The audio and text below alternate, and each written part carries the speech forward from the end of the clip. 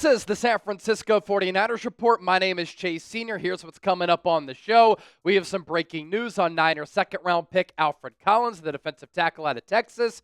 And we also have the latest on Jauan Jennings from a couple of different NFL insiders. We begin with the story of the day for the Niners, and a big story this week alongside everything that's happening with Jauan Jennings. Matt Barrows of The Athletic with this tweet earlier today on this Wednesday morning, July 16th, that Niners rookies reported for training camp yesterday. Seventh-round pick quarterback Curtis Rourke, ACL, he played through an ACL tear last year at Indiana, will go on the non-football injury list. Second-round pick defensive tackle Alfred Collins hasn't reported yet, since he is one of the many NFL second-rounders who have yet to sign their rookie contracts. First practice of note is next week. Veterans report to Santa Clara for the start of Niners training camp, by the way, on July 22nd. Be sure to lock us in and subscribe because I have you covered with the best Niners coverage and analysis right here on YouTube. Going back to Collins here, this is not a 49ers solo issue. This is an issue really across the entire NFL, sans two teams, Houston Texans and the Cleveland Browns. Only 2 of 32 second-round picks have actually signed their contracts. A reason for the holdup? Iowa State wide receiver Jaden Higgins, drafted by the aforementioned Texans, and UCLA linebacker Carson Swessinger, drafted in the second round by the Cleveland Browns, signed their rookie deals, and in an unprecedented fashion, got guaranteed contracts as second-round picks. The first 2 players to ever accomplish that. Great work by their agent. And now, all of these other second-round picks are saying, well, if first-round selections get fully guaranteed deals and 2 second-round picks got guaranteed contracts, we want guaranteed contracts as well. This is, of course, concerning for San Francisco in a way because if Alfred Collins' holdout lasts a long time, his learning curve gets stunted. And on top of that, he did not do anything throughout the spring. Rookie minicamp, OTAs, mandatory minicamp, he did not practice because of a calf injury. The positive spin, this is not a Niners Alfred Collins issue. It's not like there's a lot of bad blood between the organization and their draftee. Can't say the same if you're a Cincinnati Bengals fan looking at your organization and first-round pick Shamar Stewart. So it's not that. The negative spin is that the Niners need Alfred Collins to produce, to be healthy, and play a big role for this Niners defense in 2025 under Robert Saleh that has undergone a makeover this offseason. Now, despite injury concerns for Collins in the spring, and with that calf injury, which also impacted him in the pre-draft process, he was an extremely durable player while he was at Texas. And he got better every year that he was there, turning into a stud defensive tackle last year for a team that made a run in the college football playoff. In Austin, he played 64 of 65 career games at Texas. So he was very durable while in college for a guy who's 6'5", 330 pounds. As far as his contract details go, after being selected 43rd overall, he'll get a $4.1 million signing bonus, regardless. But what happens to the remaining $6.2 million for Higgins, for Swessinger? They got that money guaranteed. These other second-round selections are looking to get that signing bonus, but also get the remainder of that rookie contract guaranteed. I think another option that teams could use at their disposal is giving these rookies maybe not a fully guaranteed deal, but a certain percentage of that rookie contract as a second-round pick can be guaranteed. For instance, 70, 75, 80, 85%, then you're not on the hook for that whole deal if things don't work out. But an unprecedented, very rare, and new situation developing in the National Football League.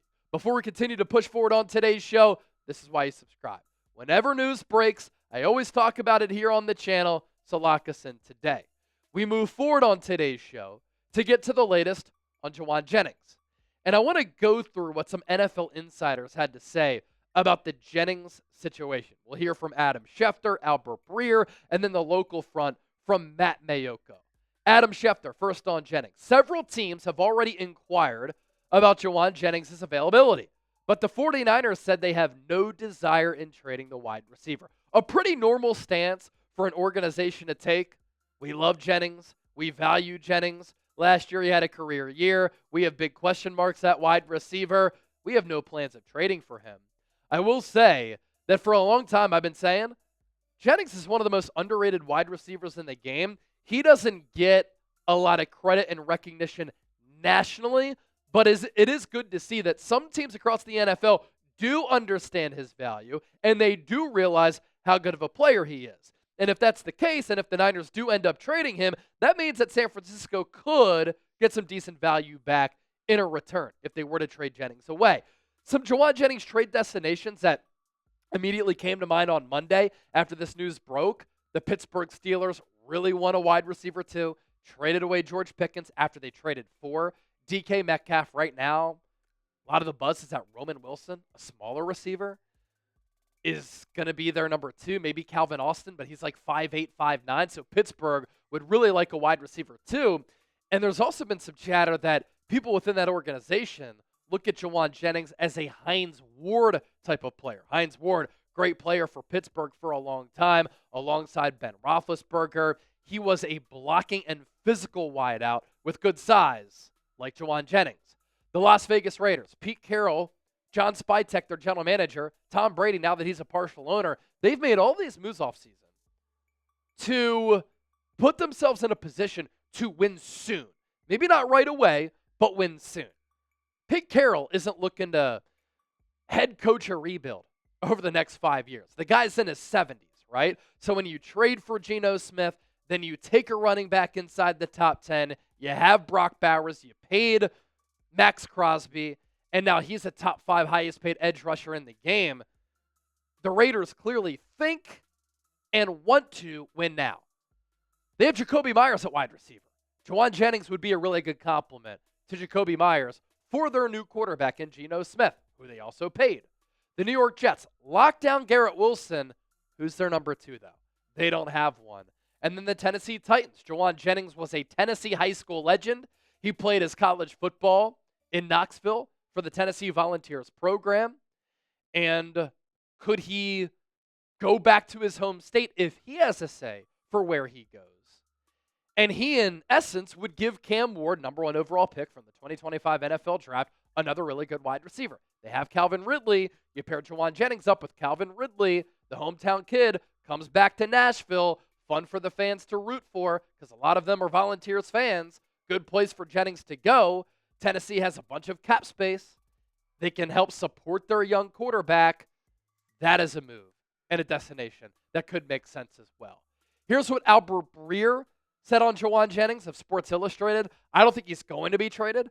Maybe there will be incentives added to his contract for 2025, but I would be surprised if this ended up with Jauan Jennings getting some sort of blockbuster deal from the Niners. Look, I don't think it's going to be a blockbuster deal, but I think the Niners understand how important Jennings is. There's uncertainty around Ayuk, Ricky Pearsall. You're not sure if DeMarcus Robinson's going to get suspended with that DUI arrest.